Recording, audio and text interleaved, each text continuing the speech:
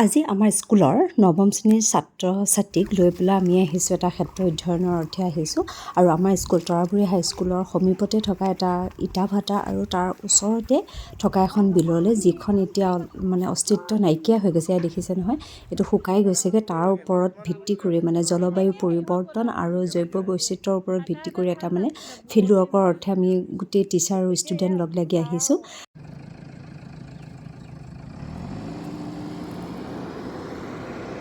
এয়া শিক্ষাৰ্থীয়ে স্থানীয় লোকৰ সৈতে কৰা বাৰ্তালাপ। ধুনীয়া পানী বৈ থাকে একদম পুৰা। কেনেধৰণৰ মাছ পোৱা গৈছে? মাছটো লোকেল মাছ আছে, কাৱৈ, গৰৈ, শ'ল আৰু বৰালি মাছৰ বৰবগী পাতে।